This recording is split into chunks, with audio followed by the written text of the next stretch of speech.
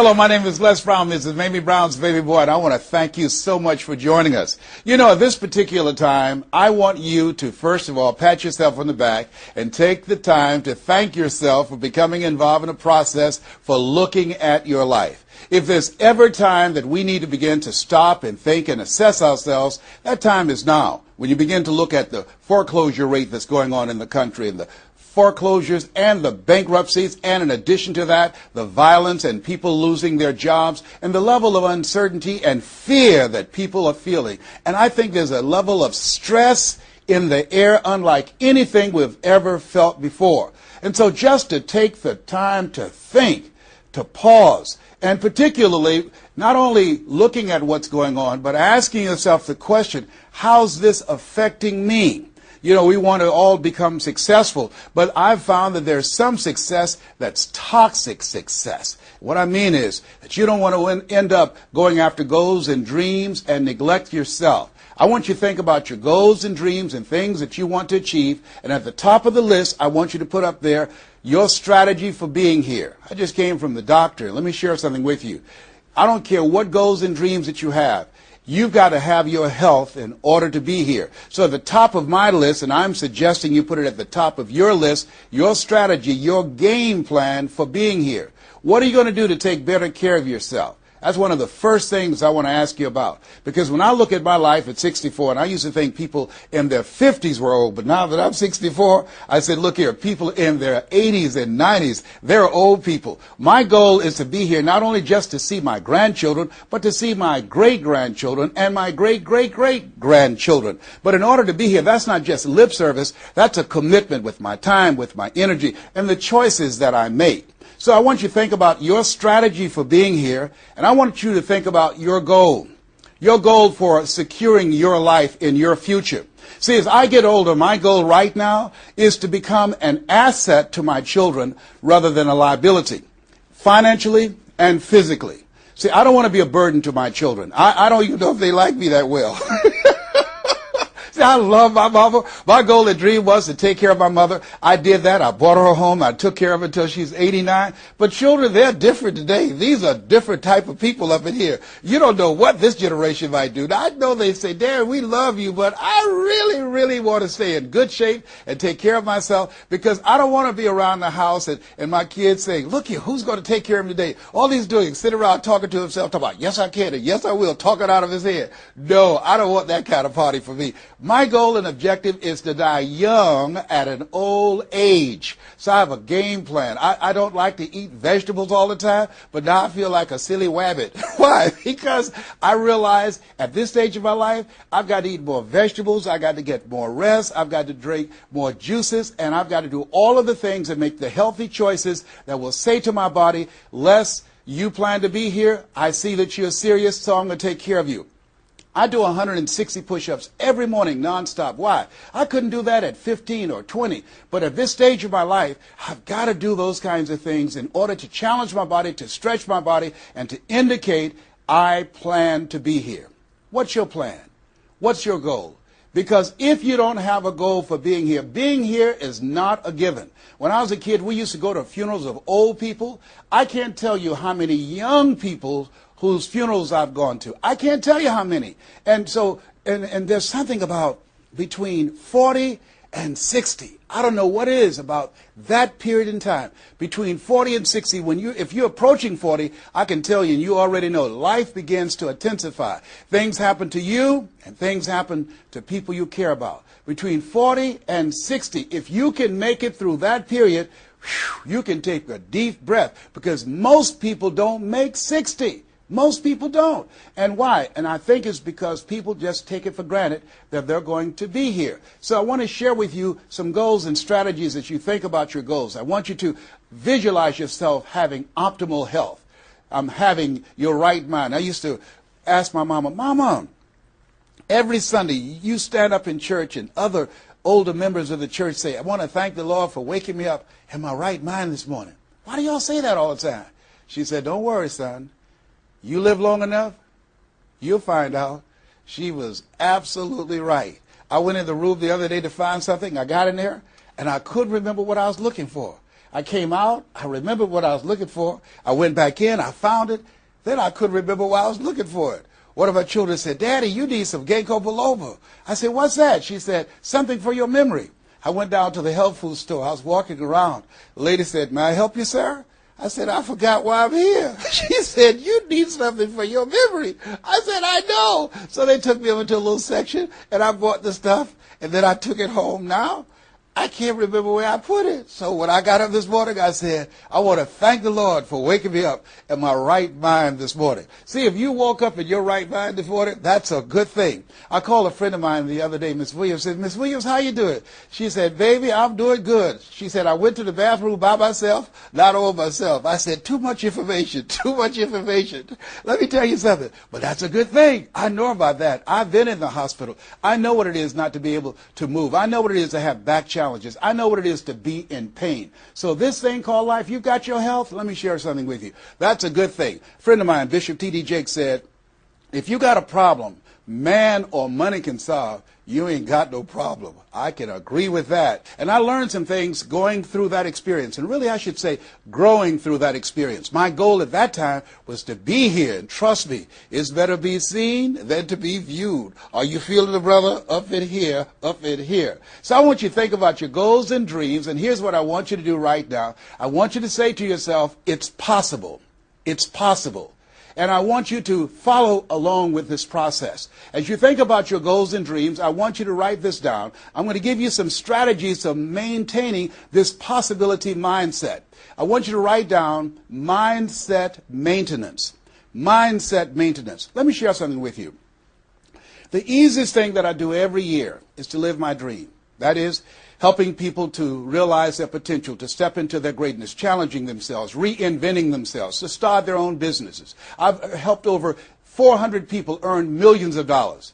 The easiest thing I do every year is what I do on a day-to-day basis, going into prisons and juvenile detention centers, teaching young people mindset development, how to become effective communicators, how to dress like a prospect rather than a suspect. Those are the easy things that I do. Let me share with you the most difficult thing that I've ever done in my life. And that was to believe that I could do it. That's the most difficult thing that I've ever done in my entire life.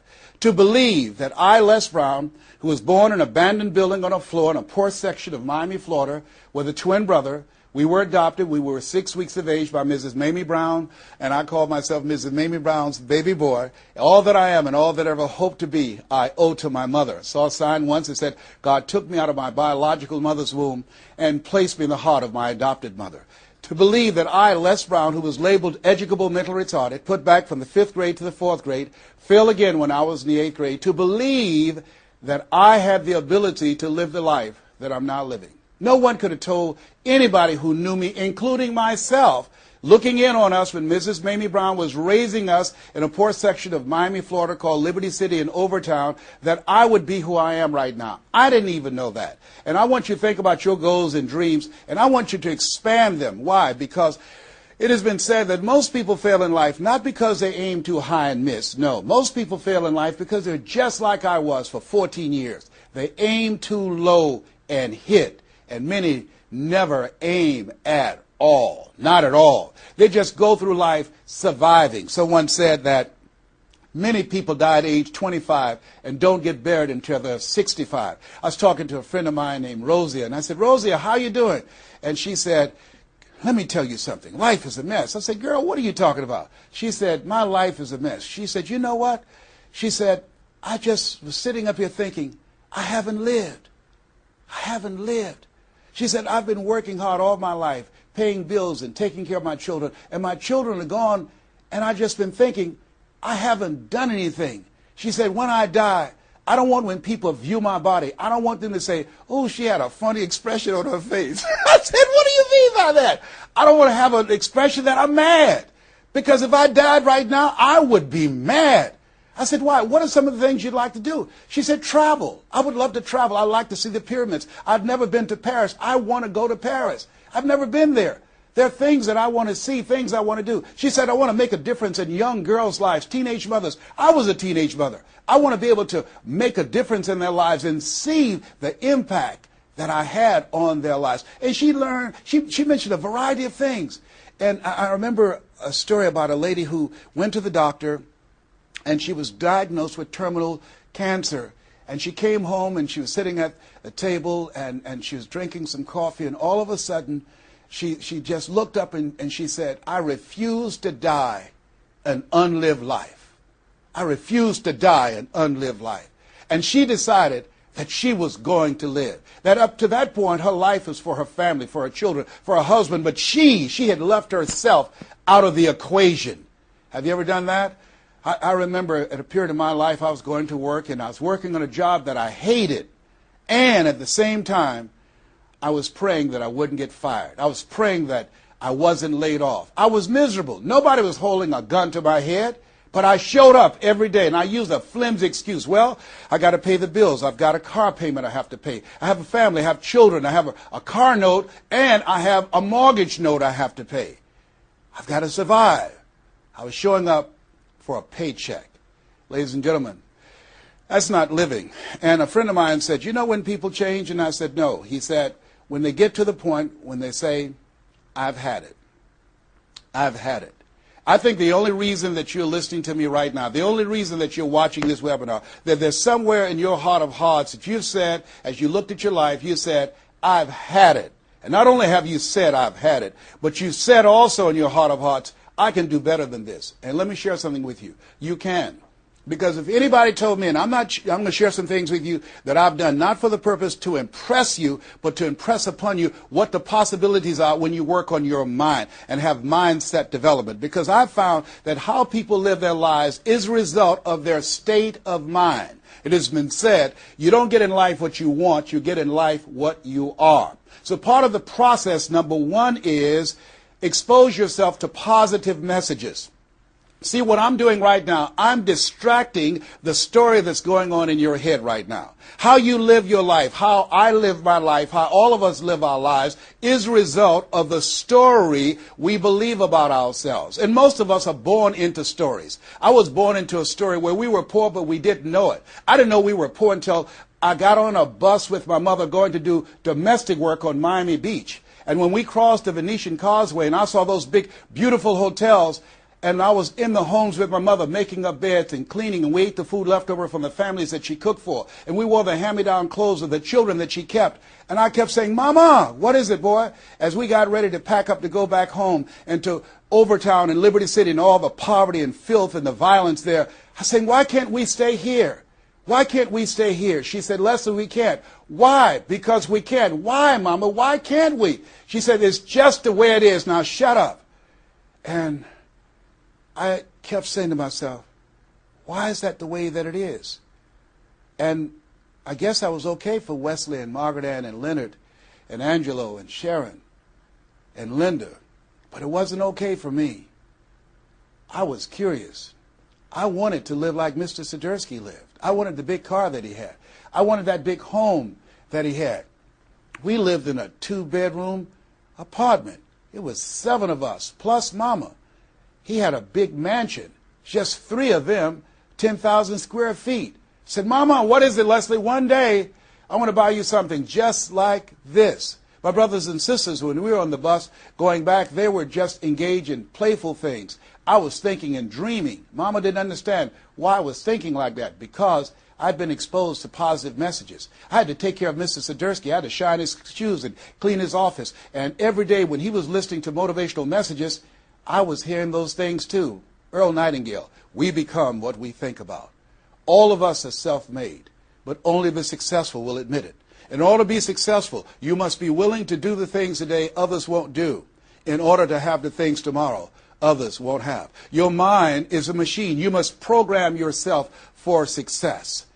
Wow. When I heard those words, I said, wait a minute. I can program my mind for success. I can program my mind for wealth. You can too. Trust me. I've earned over $55 million in the last 28 years. Anybody told me that I would be doing what I'm doing right now? I spoke recently in Sweden. They paid me 40,000 euro for an hour speech.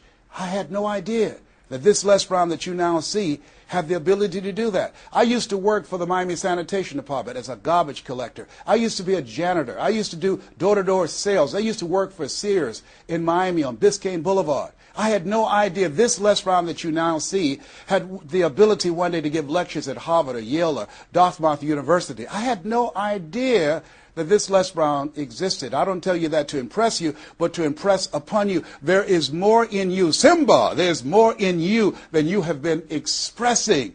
All of us have seen Lion King, some great symbols in there. And I say to you, there's more in you right now than's represented in your bank account. There's more in you right now that's being reflected by your life right now. Your life is not a true reflection of your potential. You have greatness within you. You have the ability to do more than you can ever begin to imagine. There's a reason that my favorite book says, as a man thinketh, so is he. And as he continues to think, so he remains. In order for us to begin to break into that level of greatness that we have within ourselves, you have to make a conscious choice every day to expose your mind to positive messages. So I put myself on a regimen. I do this every day, and I suggest that you do it. Write this down. Number one, listen to motivational messages every day. If you have Choosing Your Future, a set of tapes, the CDs that we produce, or Creating Your Greatest Life, I guarantee you, if you do what I'm sharing with you right now, for 6 straight months, every day, your life will never be the same again. I guarantee it 100%. You listen every day for 1 hour to Creating Your Greatest Life, any of those messages, because faith comes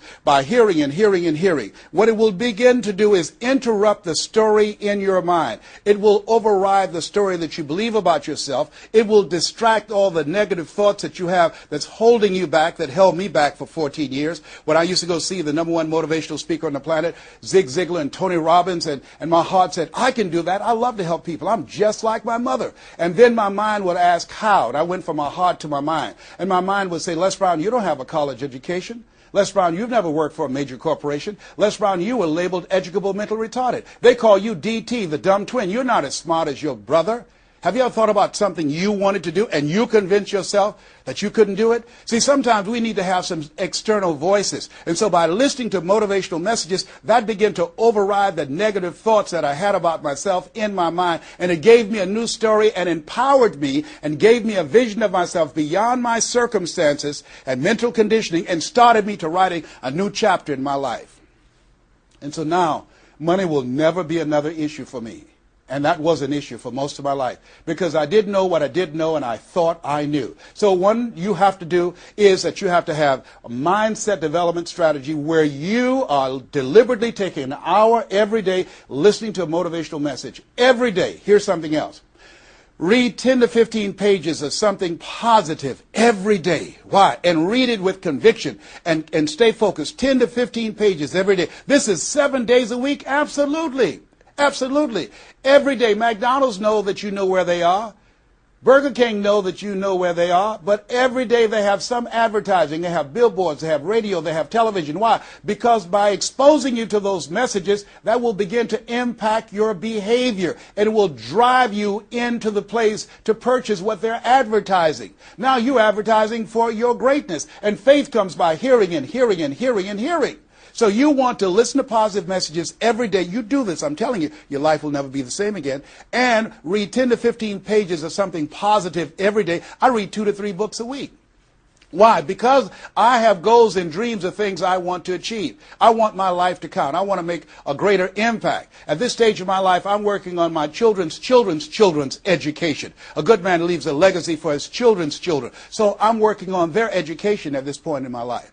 And as I begin to look at myself, in order to achieve more and to do more, I know I have to work more on my mind. And let me give you an example how this works. The most money I've ever earned in an hour and a half, $260,000. That's the most money I've ever earned in an hour and a half. A lot of people work a whole month and don't do that, or 6 months. Then, and this is the next thing I want you to do. I want you to look at your relationships, and I want you to upgrade your relationships. See, MIT did a study, and this study indicated that you earn within $2,000 to $3,000 of your closest friends. Not only did I start reading books every day and listening to positive messages, but I separated myself from my friends who did not have goals and who did not have dreams. Why? Because people rub off on you. It's called a mind virus. You earn within $2,000 to $3,000 of your closest friends. So when you upgrade your relationships, you got to ask yourself the question, who is it that I need to associate with, that I can learn from, that I can grow mentally, emotionally, spiritually, and financially?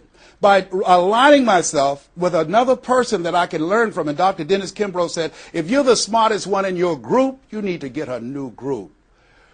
Whoa, think about that. I was the smartest one in my group.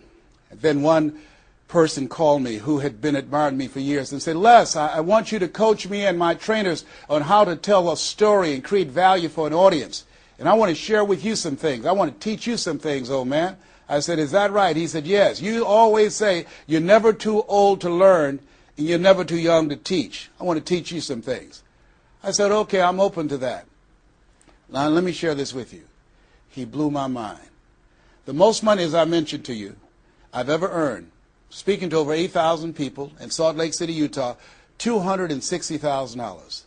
I did an event with this individual, just over 500 people, because of what I learned from him, because I upgraded my relationships. I earned over $410,000 in an hour and a half. I was excited, but I was also depressed, because I've been speaking for 28 years. And I started thinking about all the money that I left on the table, all the hotels and plane rides, all of the audiences I spoke to, all of the money that I missed out on because I didn't know that I didn't know, and I thought I knew. I was a big fish in a small pond. I can't tell you, if you don't get anything else, you have to look at your relationships and you've got to ask yourself the question, what is this relationship doing to me? And I mean in every area of your life. When the doctor looked at me and said, you have cancer. Cancer is the most feared word in 7 different languages. One of the first things I had to do, I found out who had cancer at some point in time or was living with cancer and conquered it. I surrounded myself with people who had done what I wanted to do, who were winning at the game. See, it's very important, every area of your life. If you want to improve your health, start hanging around healthy people. They did a 30-year study and said that the reason that most people are obese, it's a mind virus. Listen to what they said. A mind virus is communicated mind to mind. That if you have a friend that's fat or you marry somebody that's obese, you have a 41% to up to 161% of becoming obese yourself. Even if they live in another state. Whoa, why? Because birds of a feather flock together. Never forget, a high school teacher, Mr. Leroy Washington, said, Mr. Brown, if you run around with 9 broke people, I guarantee you, you'll become number 10. Whoa. Think about that. Part of your mindset development, not only listening, not only reading, but you have got to look at your relationships, upgrade your relationships, and continue to evaluate them and make sure they're an asset to you and not a liability. My son John Leslie is a motivational speaker. He has a saying, who should you count on and who should you count out? See, there's some relationships that can start out real positive, and then sometimes we outgrow people. Has that ever happened to you? Have you ever outgrown someone? Somebody you used to be close to, used to be your bosom buddy, and then you haven't been together for a time, and then when you get together, you have absolutely nothing in common. Sometimes that happens with family members. My twin brother, it's a strained conversation because he's talking about, Les, did you hear who died? No, I don't get up reading the obituary column. I'm glad my name is not there. Hello, I don't care. I'm focusing on living. Our conversations are so different. Isn't it interesting how you could be raised in the same family, same circumstances, by the same parents and end up dramatically different? It's called life. Here's the other thing that's very important. Write down the goals that you want to achieve. Write them down. Put them on a 3x5 card. And I want you to use a King James Version Bible and Matthew 7:7. Ask and it shall be given. Seek and ye shall find. Knock and it shall be open unto you. I want you to write that on one side of the card. On the flip side of the card, I want you to write down one major goal that you want to achieve. And you want to read that 3 times a day. 3 times a day. What are you doing? You're hypnotizing yourself. And you're dehypnotizing yourself. What you're doing is you are dispelling the myths and all of the spells that you're living under. I think that a poverty mindset is a spell. I think that people go so far, and because they're mesmerized by life, they unconsciously stop. And you have to break that spell by constant attention. So on one side you read your goal, that one major goal, 3 times a day. Then the flip side, you flip that scripture over. Ask and it shall be given. Seek and ye shall find. Knock and it shall be given unto you. As you read that every day, 3 times a day, I can tell you, amazing things, breakthroughs will happen for you. Now, we're going to take a break right now, and I want you to take the time to think about this one thing. What is it that you're going to do differently? Because in order to do something you've never done, you've got to become someone you've never been. You've got to be willing to give up who you have been to give birth to who you can become. I want you to take the time and write down one radical change that you're going to make about you. And you know, if you do that, your life will never be the same again. This is Mrs. Mamie Brown's baby boy, Les Brown. We're going to take a break right now, and we'll be right back.